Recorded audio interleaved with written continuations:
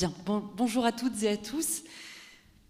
Nous avons le plaisir de vous présenter cette étude qui a été commandée par le Laboratoire de la République et pilotée par le think tank Teram. Cette étude sur les conseils municipaux et l'engagement citoyen ou le désengagement citoyen. On va en parler dans un instant et je vais laisser la parole à Benjamin Morel qui va vous présenter les principales données et conclusions de cette étude. On aura ensuite l'occasion de réintervenir tous les deux et puis d'accueillir quatre grands témoins qui réagiront évidemment sur les conclusions de cette étude qui est assez inédite sur ce sujet-là et je crois qu'il faut le souligner et le saluer. Il y a eu beaucoup d'études sur l'engagement citoyen sous le prisme finalement de la sociologie de l'engagement. Je crois que pour la première fois, on a une étude qui, aussi bien dans son panel que dans ses conclusions, et je veux saluer véritablement la qualité de l'analyse que tu as pu rédiger, Benjamin, sur la base des données fournies par l'IFOP et remercier les 10 000 Français également. Il faut saluer quand même aussi la robustesse du panel. Ces 10 000 Français qui ont accepté de répondre, dont, je crois, 10% d'élus locaux. Et cela nous permet d'avoir une étude qui non seulement se penche sur la notion d'engagement, mais a une approche totalement inédite dans l'analyse des dynamiques territoriales, des dynamiques démographiques aussi, puisqu'on touche du doigt aussi le renouvellement générationnel. Et c'est tout cela que nous allons vous présenter eh bien, tout de suite. Je te laisse la parole, Benjamin Morel. Merci à toi. Merci beaucoup Lauriane, merci à tous d'être venus à ces universités d'été, puis d'être aujourd'hui présents pour cette conférence et j'espère peut-être d'avoir déjà lu l'étude ou si ce n'est pas encore fait, c'est je l'espère également pour demain. Parce qu'en effet, comme le disait Lauriane, c'est une étude qui s'appuie notamment sur un sondage qui est un sondage extrêmement rare et un objet qui est un objet assez inédit. D'habitude, quand on parle de la démocratie locale, on s'intéresse notamment à la crise de l'engagement en tant que maire. Et on a pas mal d'études sur les maires, très importantes, il est difficile d'être maire, mais on a assez peu d'études, pour ne pas dire pas d'études, sur la question des conseillers municipaux. Or, il faut bien comprendre que ce qui fait la richesse civique de notre pays, c'est d'abord et avant tout eh bien, environ 500 000 élus. En fait, 480 000, dont 430 000 ne sont que des conseillers municipaux. Et donc, on a dans notre pays un vivier extrêmement important d'élus quasiment bénévoles qui permettent d'irriguer ce pays d'engagement civique, d'action civique. Et ce vivier-là, c'est un vivier fondamentalement important. Et ce qui peut être rassurant dans un premier temps quand on regarde l'étude, eh bien, c'est qu'au fond, l'envie d'engagement, et ça c'est la première, je dirais, idée à retenir, l'envie d'engagement, elle ne faiblit pas. Voire même si on regarde un peu par rapport à 2006, eh bien, cette idée d'engagement, elle est encore à peu près au niveau de ce que l'on pouvait avoir au début des années 2000. Néanmoins, les freins à l'engagement, eux, sont importants. En d'autres termes, le « est-ce que je vais m'engager ?» La réponse est instinctivement oui. J'ai envie de m'engager. Moi, citoyen, eh bien, souvent on dit les Français s'intéressent moins à la politique. C'est pas vrai. Les Français s'intéressent toujours autant à la politique. Les Français ont toujours autant envie de politique. Mais quand il s'agit de franchir le pas, là, on voit un effondrement. Et c'est paradoxal, hein, si vous prenez les chiffres que l'on a, en 1983, au début du processus de décentralisation, eh bien, le fait de vouloir et pouvoir être entendu dans sa commune était considéré par 49% des Français. Aujourd'hui, alors que la décentralisation a à peu près 40 ans, on est tombé à 36%. Et la volonté effective de s'engager, elle également s'effondre, et elle s'effondre notamment chez les jeunes. Pour arriver à le comprendre, il faut comprendre eh bien, pourquoi est-ce qu'aujourd'hui eh bien, on a justement du mal à s'engager. Quels vont être les freins et quelles vont être également les dynamiques. Alors je vais commencer un peu par les dynamiques, et on peut dire que du côté de nos concitoyens, l'idée que demain, il y aurait la possibilité de changer les choses à l'échelon local est quelque chose qui est relativement considéré. Alors c'était plutôt le graphique précédent, désolé du coup, puisqu'on avait 47% des Français qui disaient que, eh bien, dans ce cadre-là, on peut changer la donne. À travers l'engagement civique, je peux changer la donne, je peux changer le réel, ou en tout cas, je l'espère. De l'autre côté, eh bien, il y a une volonté également de faire entendre la voix des sans-voix. hein. On est quelques semaines avant la mobilisation du 10 septembre, dont on dit qu'elle est une forme potentielle de ricochet du mouvement des Gilets jaunes. C'est quoi la crise des Gilets jaunes, au fond? La crise des Gilets jaunes, c'est la crise des inaudibles. Je n'arrive pas à être entendu par le monde politique, je n'arrive pas à être entendu par les corps intermédiaires, je n'ai pas de relais, je n'ai pas d'accès à la décision publique. Dans ce cadre-là, on voit que ceux qui veulent s'engager sur les listes ont envie de porter cette voix-là, ont envie d'être des représentants effectifs d'une communauté politique qu'ils pensent devoir être plus audible. Et donc, dans ce cadre-là, cette envie d'engagement, aujourd'hui, ne cède pas au désespoir. Et alors pourquoi ça marche moins? Pourquoi ça marche mal? Pourquoi est-ce qu'à chaque élection municipale, on se pose la question 6 mois avant, mais comment va-t-on faire pour composer les listes? Où est-ce qu'on les trouve, ces 480 000? Eh bien, il y a 2 grands types de raisons. Je dirais que la première raison, c'est la question de la reconnaissance. Est-ce que vraiment, aujourd'hui, nous reconnaissons nos élus? On aime dire que... on aime avoir une mauvaise opinion de nos élus. On aime dire, oui, bon, les élus, etc., qui ont tous les torts du monde, bien évidemment. Et en réalité, cette mauvaise image des élus rejaillit sur l'engagement.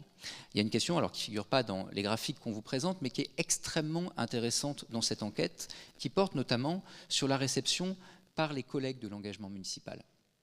Si je m'engage demain sur une liste municipale, eh bien, que vont en penser mes collègues?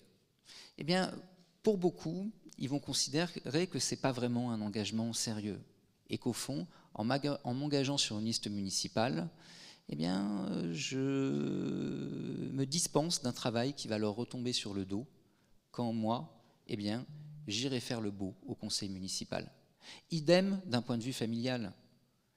Est-ce que vraiment il est enviable d'aller s'engager sur une liste plutôt que d'être en famille? La priorité dans l'engagement, qui va être considérée comme n'étant pas tout à fait bien vue par l'entourage, est un vrai frein à l'engagement. Autrement dit, c'est la manière dont nous percevons nos élus qui conditionne le fait que demain, nous pouvons et nous voulons éventuellement avoir envie d'être élus. Alors, il y a des sources d'espoir sur cet aspect.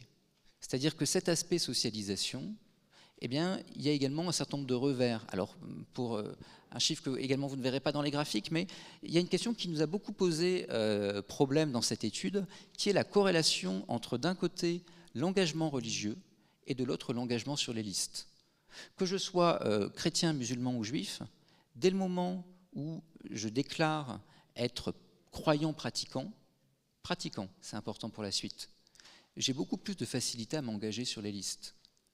Autre élément, quand je fais partie d'un tissu associatif, et c'est très vrai pour l'engagement en banlieue qui est très développé, quand vous regardez l'étude, là-dessus il y a presque une anomalie, alors une belle anomalie, mais il y a presque une anomalie dans ce cadre-là, eh bien j'ai plus de facilité à m'engager. Qu'est-ce que ça veut dire? Ça veut dire que quand je suis dans un climat social où il y a du lien, qui soit lié à une association cultuelle, à une association culturelle, à une association sportive, eh bien au final, ce lien-là, cet engagement préalable, déjà me donne des réseaux pour demain m'engager et me donne l'envie et la possibilité de m'engager parce que je suis dans un réseau qui valorise l'engagement. Et ça, je crois, c'est l'un des points fondamentaux de l'étude. C'est-à-dire que si on est capable de valoriser l'engagement, et en étant là aujourd'hui dans le cadre du laboratoire d'idées d'un think tank, eh bien vous êtes dans une perspective d'engagement, à ce moment-là, on retrouve ce sens collectif de l'engagement. Il faut donc arriver à revaloriser le mandat municipal.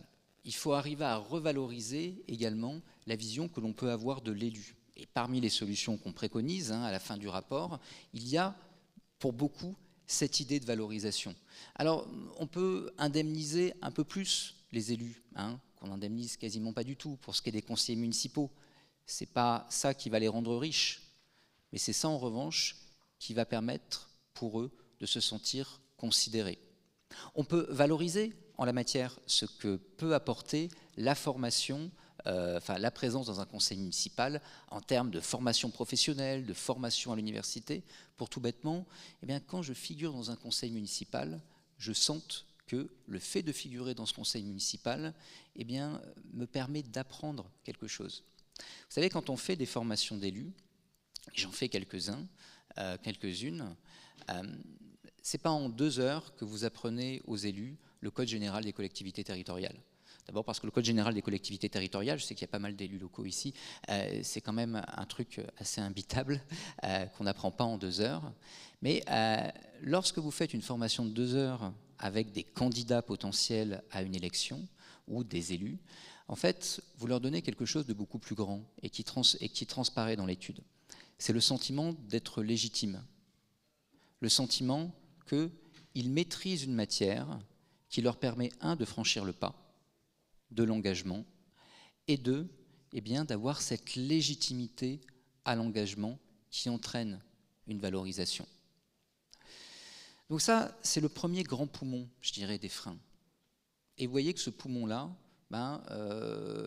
ces freins-là, ils ont malgré tout des solutions. Le deuxième grand poumon, et qui lui est peut-être plus complexe, plus profond, c'est le « à quoi bon ». Et ce « à quoi bon », je vais y insister un peu parce qu'il est fondamental et pas qu'au niveau local. Je m'engage, mais ça sert à quoi? Je m'engage, mais pourquoi?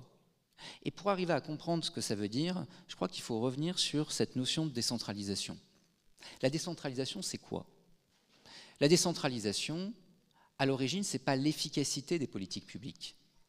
C'est le chercheur qui parle, je suis incapable de vous démontrer, au regard des études qui sont parues sur le sujet, que la décentralisation, c'est plus efficace que la déconcentration pour gérer un pays. On pourrait l'espérer, mais on n'arrive pas à le montrer. Ce que je peux vous dire, c'est que la décentralisation, c'est plus démocratique que la déconcentration. Et que la promesse de la décentralisation, eh bien, c'est la démocratisation des politiques publiques.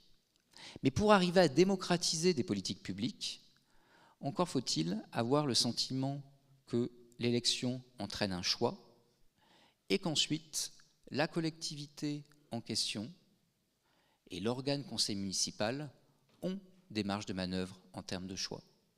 Ce que l'on voit, à la fois quand on parle aux aspirants élus, et c'est le fondement du sondage, et quand on parle à des élus, c'est que cette question est plus tout à fait évidente.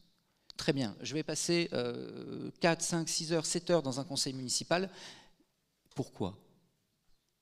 Pourquoi déjà au sein du conseil municipal? Est-ce que l'organe conseil municipal a un vrai poids? Ça dépend de beaucoup de choses qui ne sont pas dans la loi, qui sont le règlement du conseil municipal, qui sont le maire qui veut donner plus ou moins de place aux conseillers municipaux, plus ou moins les engager dans la politique de sa ville, sachant qu'on a quand même un droit des collectivités territoriales qui a été fait penser pour mettre en avant la figure mayorale bien plus que le conseil municipal. Mais si jamais j'ai le sentiment que cet organe délibératif, au final, une fois qu'il est composé, eh bien, il est un peu un organe croupion. Pourquoi? Pour revenir sur ce que j'évoquais tout à l'heure, négliger ma carrière, fragiliser, passer moins de temps avec ma famille au nom d'un engagement. Ce à quoi bon le conseil municipal, c'est un point fondamental. Et derrière le à quoi bon le conseil municipal, il y a une question encore plus profonde qui est le à quoi bon la commune. À l'époque des grandes intercogéantes, à l'époque où l'autonomie fiscale des collectivités territoriales a quand même été beaucoup réduite depuis les débuts des années 2000, où le fondement même de la décentralisation, vous savez, la décentralisation, ça naît dans sa conception républicaine, non pas d'ailleurs sous la Troisième République, mais sous le Second Empire. Qu'est-ce qui se passe sous le Second Empire? On a un double problème. D'abord, on a un empereur, et donc ça ne facilite pas le fait de devenir une république. Et puis ensuite, la République, on a déjà essayé. Ça n'a pas marché. Ça n'a pas marché en 1848 parce qu'on a élu un président bonapartiste et une assemblée monarchiste. La question des républicains, c'est comment former des républicains? Il y a une réponse assez simple à ça, que Jean-Michel connaît bien, qui est l'école. Il y a une deuxième question, il y a une deuxième réponse à ça. C'est ce que Barnier appelle la petite république dans la grande. En d'autres termes, la commune. Formons des républicains par le bas. Formons des citoyens par le bas. Et pour arriver à le faire, comment fait-on? Eh bien, en fait, on va permettre de comprendre un mécanisme simple. Si demain l'école est rénovée, c'est parce que ma taxe d'habitation ou telle taxe aura été augmentée. Si je fais le choix d'une augmentation fiscale, je fais le choix d'un service. Si jamais je ne fais pas le choix de ce service, je peux avoir une fiscalité moins élevée. Ce choix-là, qui est très actuel, je ne reviens pas sur la crise politique et budgétaire d'aujourd'hui, c'est quelque chose, ce consentement à l'impôt, qui s'apprend au niveau local et qui est au fondement d'un vrai choix politique. Si l'électeur ne sent plus ce choix politique, en partie il s'abstient. Et si l'élu sent qu'il ne pourra pas participer à la formalisation de ce choix politique, parce que ses marges de manœuvre vont être trop réduites, eh bien il ne s'engage pas. En d'autres termes, ce que montre cette étude en la matière, c'est une volonté, et je conclurai là-dessus, un besoin de politique. On a un peuple qui aujourd'hui a besoin, au niveau local comme au niveau national, de choix politiques. On a un peuple qui aime la politique et qui veut s'engager en politique. Et ça, c'est vraiment la bonne nouvelle de cette étude.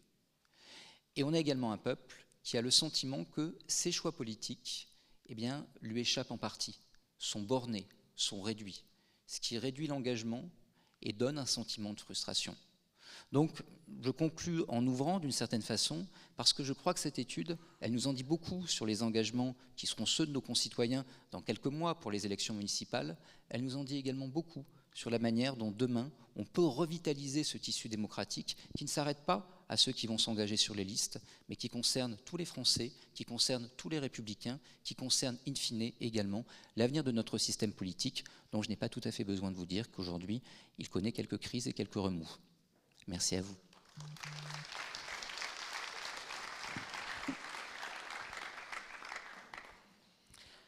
Benjamin Morel vient de le dire, cette étude, elle pointe du doigt finalement la capacité pour notre République à tenir cette promesse démocratique, cette promesse républicaine qui doit permettre en tout point du territoire, quelle que soit la commune dans laquelle on vit, cette égalité d'accès à la représentation politique et cette égalité de représentation pour chaque citoyen. Et c'est bien cela que cette étude pointe du doigt, c'est cette difficulté au travers de l'érosion lente mais réelle de cet engagement citoyen et cette difficulté aujourd'hui à renouveler ce vivier citoyen et ce vivier de candidats. Eh bien, elle pointe ce risque-là, ce risque d'avoir une démocratie, si je puis dire, à deux vitesses sur notre territoire national, c'est-à-dire des territoires où nous ne pourrions pas constituer des listes. Et je le vois aussi dans mon département. Je ne suis pas dans la ruralité, je suis dans les Hauts-de-Seine, proche de Paris, et nous avons ce risque d'épuisement qui est là aussi bien chez nos élus en place, puisque nous avons plusieurs de nos élus qui nous disent ne pas vouloir rempiler, alors que nous sommes à quelques mois de la prochaine échéance municipale, pour plusieurs raisons qui ont été évoquées à l'instant. Le temps consenti pour le mandat, qui est autant de sacrifices professionnels, familiaux, personnels par ailleurs, la charge de travail ou inversement le sentiment d'inutilité, parce qu'effectivement, cela a été très justement dit à l'instant par Benjamin, la gouvernance de certaines communes ne laisse pas toujours la possibilité aux élus locaux, c'est surtout vrai pour les conseillers municipaux qui n'ont pas de délégation, quand on est adjoint on a déjà un peu plus de responsabilités, mais pour beaucoup de conseillers municipaux, dans des villes moyennes ou des grandes villes, il y a un fort sentiment d'inutilité et parfois la sensation finalement d'appartenir à une chambre d'enregistrement qu'est le conseil municipal, sans avoir la possibilité de porter un projet, de défendre un sujet, de pouvoir ne serait-ce que même prendre la parole. Moi j'ai des élus qui n'ont jamais pris la parole depuis le début de leur mandat en 2020, dans le cadre du conseil municipal. Qu'ils soient dans la majorité, alors dans l'opposition c'est plus facile, généralement vous prenez la parole évidemment pour vous opposer, mais là aussi, interrogeons aussi les droits des conseillers municipaux d'opposition qui pour la plupart, il y a quelques villes qui font exception, mais ne sont pas indemnisés et passent souvent plus de temps que les élus de la majorité à préparer leurs interventions et à décrypter l'ordre du jour d'un conseil municipal qui est devenu très technique. La loi est devenue très complexe, je le dis en tant qu'ancienne députée, l'intelligibilité de la loi d'ailleurs est largement mise à mal, mais l'intelligibilité du débat en conseil municipal pose également question. Je suis moi-même conseillère municipale, il m'est parfois difficile de comprendre l'intégralité des délibérations et les tenants et les aboutissants de chaque dossier. C'est déjà difficile pour les élus municipaux. Alors imaginez-vous pour les citoyens qui assistent au conseil municipal ou qui s'informe en tout cas du compte-rendu. Donc il y a un enjeu également de simplification, de gouvernance d'une part, comme je le disais à l'instant, et donc de respect de chacun des élus, de les responsabiliser peut-être davantage pour qu'ils se sentent utiles et qu'ils y trouvent du sens. Deuxièmement, une simplification indispensable, il me semble, à la fois dans la méthode, mais également dans le fond des délibérations qui sont soumises aux élus et donc aux habitants, puisqu'il est essentiel que les habitants de la commune puissent comprendre l'enjeu du débat et ce qui s'y décide, et on en est loin. Et puis, ce que l'on entend, je parlais d'épuisement de nos élus locaux, c'est effectivement ce sentiment de consentir beaucoup de sacrifices pour une reconnaissance symbolique ou matérielle extrêmement faible. Et là, on touche du doigt effectivement le sujet de l'indemnité, qui mériterait d'être revu, même si ça a été le cas récemment, et je parle sous le contrôle de Dominique Faure, ancienne ministre, qui avait porté devant la représentation nationale cette loi visant justement à revaloriser le statut des élus locaux, aussi bien par le levier de l'indemnité, mais pas que. Vous avez également la valorisation de l'engagement électoral local au titre de la formation, la prise en compte de cet engagement dans le cadre professionnel, pourquoi pas même de la retraite, certains en avaient fait la proposition, et trouver là aussi une forme de bonification, en tout cas de valorisation de cet engagement dans les autres champs de l'activité sociale. Et là, effectivement, le bât blesse. Beaucoup de nos élus locaux nous disent, voilà, non seulement se sentir inutile, consentir beaucoup de sacrifices, mais ne pas y trouver la reconnaissance matériel et immatériel qui leur est dû. Donc je pense qu'il faut avancer sur ces axes-là. Et puis, pour revenir sur la notion d'épuisement, il y a l'épuisement de ce vivier d'élus d'ores et déjà en place. Et rappelons-le, c'est dans l'étude d'ailleurs, vous avez en 2023, je crois, 13 000 élus locaux qui ont démissionné pour cette année-là. C'est énorme, énorme. Et je crains malheureusement que ce chiffre ne fasse qu'augmenter. Je n'ai pas parlé non plus du climat de violence, évidemment, qui entoure le mandat électif, qu'il soit national ou local. Mais il est évident que là aussi, ce n'est pas de nature à donner envie de s'engager ou à redonner envie à ceux qui le sont déjà de rempiler. Donc climat de violence. Et puis, cela a été dit aussi tout à l'heure, l'exposition. Il n'est pas évident pour tout le monde, pour tout un chacun, de s'exposer d'une part aux côtés d'un parti politique quand il s'agit d'une liste étiquetée politiquement, et puis s'engager aussi publiquement, parce qu'on a sa photo sur les différents supports de la ville. Cela peut susciter des réticences, des craintes, aussi bien au niveau professionnel qu'au niveau familial, en tout cas personnel. Donc tout ça mis bout à bout, effectivement, cela fait beaucoup de freins. Et puis l'épuisement concerne aussi finalement ce vivier de citoyens engagés qui auraient vocation à exercer un mandat local et qui, là aussi, est victime de différents freins, que ce soit dans la ruralité ou dans les métropoles, ou dans les grandes villes. Les freins qu'on vient d'évoquer sont évidemment majeurs, et notamment chez les femmes. On n'en a pas parlé, mais il y a ce sentiment aussi d'incompétence, d'illégitimité face au mandat, qui est parfois totalement, je dirais, fantasmé, ou en tout cas qui n'est pas justifié. Même si, évidemment, il y a un besoin d'accompagnement, de formation des élus locaux. On le voit lorsqu'on constitue les listes, effectivement, certains citoyens, certaines citoyennes, je le dis, ça concerne beaucoup plus les femmes que les hommes, ont ce sentiment de ne pas être à la hauteur du mandat municipal, alors même que c'est à la portée évidemment de tout citoyen et qu'il existe des formations et puis des services municipaux qui sont censés accompagner les élus locaux évidemment dans leur mission.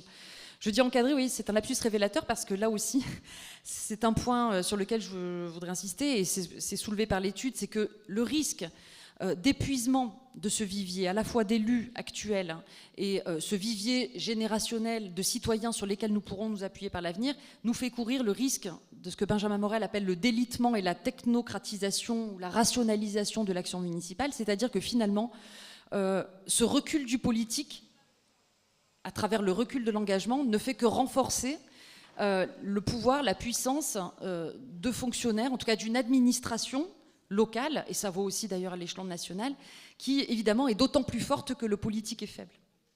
Or, l'administration n'est pas là pour porter un projet politique, c'est le rôle justement des candidats et ensuite des élus que de définir cette vision et ce projet. Donc ça, c'est un risque majeur, je crois, qui est soulevé par l'étude. Et enfin, dernier point, c'est quand même l'optimisme de cette étude. C'est quand même pas neutre que de relever que 24%, donc un quart des personnes interrogées, sont prêtes à s'engager pour peu qu'elles y trouvent du sens. Et d'ailleurs, c'est, je crois, près de la moitié du panel qui... non seulement, donc un quart de ce panel se dit prêt à s'engager, et dans ce quart-là, vous avez près de la moitié des personnes interrogées qui vous disent qu'elles souhaitent contribuer à la chose publique et à l'intérêt général. Donc on n'est même pas dans la défense d'intérêts particuliers, on est véritablement sur un vivier de citoyens qui souhaitent apporter sa pierre à l'édifice républicain. Donc ça, c'est une bonne nouvelle, et ce chiffre est beaucoup plus important chez les jeunes. C'est la deuxième bonne nouvelle, je crois, de cette étude, c'est que nous avons une jeunesse qui est prête à s'engager, mais qui, sans doute, obéit à de nouvelles formes d'engagement auxquelles il nous faut nous adapter et accompagner aussi, former cette jeunesse dès le plus jeune âge à l'engagement citoyen et aux règles de fonctionnement. Voilà, donc pour résumer, je crois... les axes, en tout cas stratégiques, développés par l'étude dans sa conclusion, et les solutions, il y en a d'autres, évidemment, nos grands témoins pourront développer ensuite, c'est effectivement cette nécessité de mieux former, de mieux accompagner, pour éliminer ce sentiment d'incompétence et évidemment renforcer l'action de nos élus locaux, revoir la gouvernance, parce que je crois qu'il y a effectivement, Benjamin Morel l'a très bien dit, une véritable quête de sens chez beaucoup de nos élus locaux et de nos concitoyens par rapport au fonctionnement actuelle de nos collectivités locales. Et puis évidemment cette reconnaissance, cette revalorisation du mandat, du statut et des conditions d'exercice du mandat local. Je vous remercie.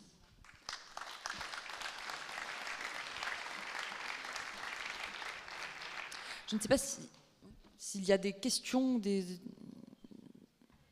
observations de la part du public sur cette étude.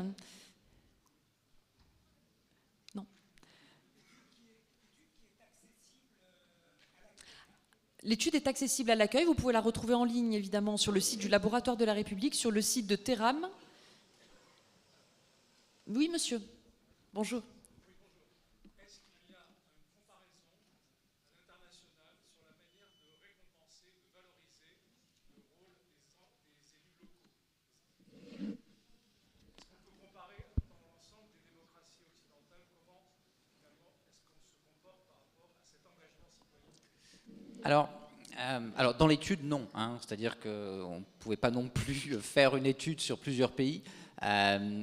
Néanmoins, on a des modèles qui peuvent être relativement différents à l'étranger. C'est-à-dire qu'on a fait le choix, et c'est une vraie question, je pense, qu'on peut se poser, qui est peut-être une question à trancher.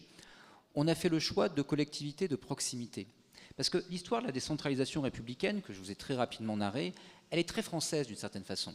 Cette construction de la République par le bas, elle est très française et d'une certaine façon, elle est également très républicaine. Dans un certain nombre de pays étrangers, le fait d'avoir, alors on dit toujours 36 000, on en a un peu moins aujourd'hui, mais 36 000 communes, ce n'est pas envisageable. Mais est-ce que c'est pour autant un problème? C'est une richesse. Le fait d'avoir 480 000 élus municipaux, c'est pas un problème en Allemagne ou en Italie, parce qu'en fait on en a beaucoup moins. Et comme on en a beaucoup moins, on a des statuts qui peuvent être des statuts en partie plus protecteurs ou en tout cas plus rémunérateurs. Le problème en faisant ça, c'est que vous perdez en proximité. Ce n'est pas dans l'étude là, mais on a plusieurs enquêtes qui montrent que quand on demande les Français qu'est-ce que vous voulez en matière de décentralisation, elle fait une enquête notamment IFOP en 2019 dans un article que j'avais écrit. Le premier point qui arrivait, c'était la proximité. On veut des collectivités qui soient le plus proche possible de nous. On ne veut pas de grandes structures. Deuxième élément, de la lisibilité. La lisibilité, ça implique de savoir où s'arrête ma commune, où commence la commune voisine, et ça implique une forme de perpétuation dans le temps. Si je redécoupe les cadres tous les 4 matins, c'est plus lisible. Et quelles sont les compétences par ailleurs de la commune? Et ensuite arrivent seulement des questions d'efficacité, etc. Ça veut dire quoi? Ça veut dire que si on reste sur un modèle qui est un modèle avec beaucoup de communes et beaucoup d'élus, eh ben, on ne peut pas non plus tout à fait espérer, surtout dans une situation budgétaire compliquée, avoir les mêmes rémunérations d'élus, les mêmes statuts que dans beaucoup d'autres pays européens. Néanmoins, ça ne veut pas dire qu'il y a des points et des choses dont on ne peut pas s'inspirer en termes de valorisation. Néanmoins, il faut bien avoir en tête la spécificité de notre modèle, qui a des vrais atouts, des vrais avantages, qui permet encore une fois d'irriguer le terrain de centaines de milliers d'élus sur le territoire, permettant d'avoir un vrai gain citoyen, mais qui a également des difficultés, des désavantages. C'est qu'on ne tourne pas avec 500 000 élus comme on tourne avec 50 000.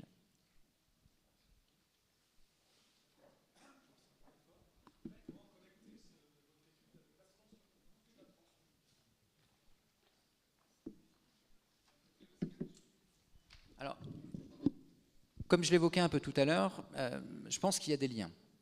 Et le premier des liens qu'il y a, c'est cette question du à quoi bon, hein, du désengagement citoyen. Si j'ai une décentralisation qui apparaît comme étant trop éloignée, avec du pouvoir qui va être concentré dans des strates reconnues comme relativement lointaines, interco, grandes régions, etc. De l'autre côté, si j'ai du mal à comprendre le sens, l'enjeu d'élection, eh bien à ce moment-là, le fait d'aller voter ne va pas tout à fait de soi, si vous voulez. Et ça, c'est un vrai point. C'est-à-dire que j'évoquais tout à l'heure la décentralisation, je disais la décentralisation, c'est la démocratisation des politiques publiques. C'est quoi démocratiser une politique publique?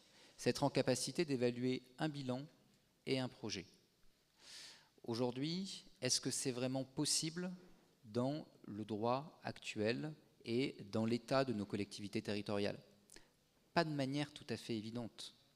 Pour des raisons qui sont des raisons liées à l'état de la décentralisation, hein, avec une complexification qui est une complexification extrêmement importante. Si je veux vraiment évaluer un bilan et un projet, je vais devoir comprendre ma commune, dans quel type d'intercommunalité se trouve-t-elle, dans cette intercommunalité, quelles ont été les compétences, quelles sont les compétences obligatoires ou quelles sont les compétences optionnelles qui ont été transférées à l'intercommunalité. Ça devient très complexe. Et donc à partir de là, je vais souvent avoir une forme relativement caricaturale de débat qui va s'établir. Ensuite, parce que, et là, il y a un discours qu'il faut bien entendre, eh bien, je vais avoir le sentiment également que le politique au niveau local, c'est plus qu'uniquement de la gestion. Et là, il y a une responsabilité, je crois, des partis politiques. C'est-à-dire que quand on parle des années, des belles années du socialisme municipal, et puis ensuite de l'après-guerre, il y a un socialisme municipal. C'est d'ailleurs le fondement de la décentralisation, hein, c'est l'idée de faire, établir les cadres de ce qui serait une favorisation de ce qu'a été le modèle du socialisme municipal. Il y a un communisme municipal. Si vous vivez ou avez vécu dans une ville communiste, ou anciennement communiste, ce qui a été mon cas, vous reconnaissez l'architecture, quelque chose. Hein. Puis il y a des services, etc. Il y a une volonté. Il y a eu un gaullisme municipal, on l'a oublié, mais il y avait également une vision gaulliste de concevoir la collectivité. À une époque où la décentralisation telle qu'on l'a connue à partir des années 80 n'existait même pas vraiment. Et donc, il y avait un projet, une vision au niveau local. Aujourd'hui, on a quelque chose qui, et tout à l'heure Lauriane parlait bien en effet de cette idée de technocratisation, on a quelque chose qui se concentre beaucoup plus sur la gestion. Et attention, je ne vous dis pas que les élus locaux ne doivent pas être de bons gestionnaires, évidemment. Mais quelle est la vision au-delà de ma ville? Quel projet je porte? Et ça, c'est devenu quelque chose de moins évident, de moins projetable au niveau national. Et dans ce cadre-là, est-ce que je fais un vrai choix politique au niveau local? Si je pense que oui, parce que je suis quand même attaché à mon maire, je vais voter. Mais on a, et ça on le voit dans des enquêtes, on a une rétractation notamment de la presse quotidienne régionale. Pour les jeunes, aller voter aux élections municipales quand je ne connais pas les enjeux de l'élection et que je ne connais pas les élus n'est plus tout à fait évident. Pour les personnes âgées, pour ceux qui lisent la PQR, plus. Mais c'est quelque chose qui va en s'amenuisant. Et pour les élections régionales, départementales, soit j'ai un enjeu national, je sanctionne le président ou pas, soit je n'ai pas d'enjeu national. Et vous expliquez les dernières élections régionales et leur taux d'abstention record, parce qu'en fait, il n'y a pas eu de vraie nationalisation de l'élection à ce niveau-là. Il ne s'agissait pas de sanctionner le pouvoir, le parti au pouvoir ayant, je dirais, une portée locale relativement faible à ce moment-là. Et donc, dans ce cadre-là, il y a un vrai danger de désaffection citoyenne. On revient sur le à quoi bon. Soit la décentralisation est politique, et auquel cas on a un engagement politique, on a du vote, soit la décentralisation est technocratique. Et si elle est technocratique, eh bien les citoyens ne viennent pas, et de l'autre côté, eh bien les élus n'ont pas non plus envie de venir et de s'engager parce qu'ils n'ont pas envie de dépenser du temps. Tout à l'heure, Lauriane parlait des fonctionnaires. Les fonctionnaires, la plupart du temps, et on en connaît tous beaucoup, pour certains comme moi, alors à l'université peut-être, mais on est fonctionnaire, les fonctionnaires, ils ne prennent pas le pouvoir par plaisir, si vous voulez. Ils ne disent pas je vais faire un petit coup et là je vais pousser les élus dehors. Non, ils prennent le pouvoir souvent, soit parce que c'est trop technique, soit parce que le politique n'arrive pas à s'imposer, parce qu'il n'y a pas de vrais choix politiques qui peuvent être faits. Et donc reste la technique, reste la gestion, et les plus compétents en gestion, c'est souvent ceux qui l'ont étudié dans un contexte X, et donc ça devient à ce moment-là les fonctionnaires. Donc c'est vraiment une façon dont on repense le champ politique local et la décentralisation, qui est à mon avis là l'une des ressources pour entraîner participation des élus et des électeurs.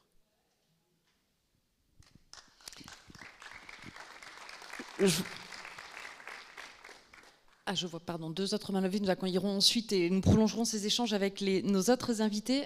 On prend les deux dernières questions. Madame et monsieur, j'ai vu une autre main. Madame. De la nécessité de la formation politique des élus locaux. Et j'ai l'impression que sur ce sujet-là, ce qu'on entend en tout cas dans les médias nationaux, c'est des formations qui viennent de l'extrême droite. Que ce soit Pierre-Édouard Sternin ou que ce soit Marion Maréchal Le Pen, ils se sont organisés pour déployer des programmes de formation à destination de jeunes qui peuvent prendre le pouvoir par la base dans les différents conseils municipaux. Je voudrais savoir ce qu'il existe pour les autres partis, puisqu'effectivement, il y a un besoin de politisation, pour le moins déjà, pour essayer de faire barrage à cette montée-là, qui s'organise plus vite, me semble-t-il, que les autres. Alors, sur ce point, je crois qu'aujourd'hui, chaque formation politique, chaque parti dispose de capacités de formation en interne. Il existe aussi des organismes de formation extérieurs auxquels les conseils municipaux, qui sont pour le coup évidemment apolitiques, auxquels les conseils municipaux peuvent recourir au titre du droit à la formation des élus. Après, la difficulté, c'est de parvenir à former les élus d'une collectivité, en l'occurrence là d'un conseil municipal, à tous les sujets. C'est tout simplement en fait impossible. Et force est de constater que dans le cadre d'un conseil municipal, vous balayez tous les sujets. Alors certains sont plus connaisseurs que d'autres sur certains sujets, voire même experts, mais néanmoins, voilà, vous êtes appelé en tant qu'élu local à vous prononcer sur un nombre extrêmement important de politiques publiques qu'il est parfois difficile d'appréhender, d'autant que la réglementation est extrêmement mouvante. Je pense notamment au sujet de la transition écologique ou de l'urbanisme. C'est quand même extrêmement ardu pour quelqu'un qui n'est pas familier de ces sujets-là. Donc voilà, donc, en tout cas, il est possible de se former, même si le droit à la formation des élus mériterait peut-être être renforcé encore. Et il existe des organismes de formation, moins médiatisés effectivement que ceux que vous avez cités, mais qui sont nombreux et opérationnels. Peut-être pour compléter très rapidement, parce que je suis absolument d'accord, ces organismes, ils existent. Je crois qu'il y a deux choses à bien prendre en compte. D'abord, l'affaiblissement des partis. Le parti, historiquement, c'est ce qui va vous chercher à la sortie du lycée, qui vous forme dans les organes du parti et qui ensuite fait que vous êtes formé, mais que vous êtes formé sur le tard. Et c'est le deuxième point. En fait, on pose beaucoup la question de la formation des élus, et c'est nécessaire, important, mais on pose moins la question de la formation par le mandat. Or, en réalité, historiquement, le mandat est ce qui soi-même vous forme. Il y avait un cursus honorum politique. Je sors du lycée, je suis formé un peu par le parti, je suis envoyé dans le conseil municipal, et dans le conseil municipal, je me forme aux problématiques locales, je me forme également aux techniques de délibération. Et ensuite, je monte, je deviens maire, je deviens conseiller départemental, etc., un jour député, et peu à peu, j'acquiers un savoir, une connaissance politique. Aujourd'hui, c'est plus compliqué, tout bêtement parce qu'on va avoir un engagement. Alors, il y a une évolution du système partisan, mais il y a également une évolution des choix personnels. Est-ce que j'ai envie de faire de la politique toute ma vie ? De plus en plus de Français disent pas forcément. Moi, je vais m'engager sur une cause qui fait que cette formation tout au long de la vie au mandat, elle est moins évidente. Et donc, on a de nouveaux enjeux, de nouvelles difficultés. Et vous parliez du Rassemblement national. En effet, le Rassemblement national veut arriver à former une nouvelle génération en les formant pour rentrer dans les collectivités, mais également dans les collectivités, en ne gagnant pas forcément des mairies, mais en envoyant des conseillers municipaux, tout bêtement, pour qu'ils voient comment cela fonctionne, pour demain en faire des maires, pour demain en faire des députés. Et cette méthode-là, qui est la vieille méthode qui a été utilisée par tous les vieux partis, force est de constater qu'elle est relativement efficace et qu'en effet, il y a quelque chose à retrouver de l'engagement local comme étant un élément, soit même de la formation militante et demain de la formation des élus locaux, nationaux.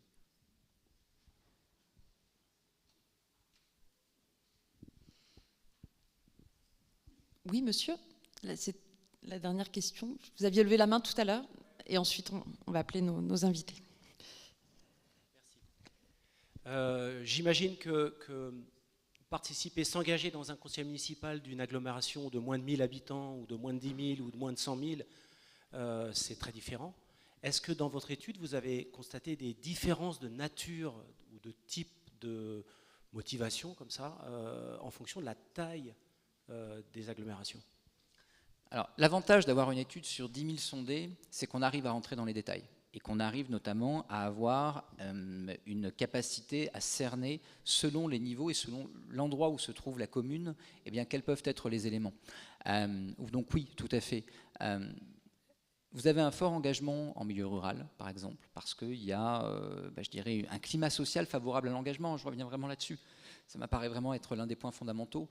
Mais en même temps, il y a un sentiment du « est-ce que vraiment on peut changer les choses ?» beaucoup plus développé. Et donc, on a un sujet rural et, dans une moindre mesure, en la matière périurbain. Je parlais tout à l'heure de la banlieue.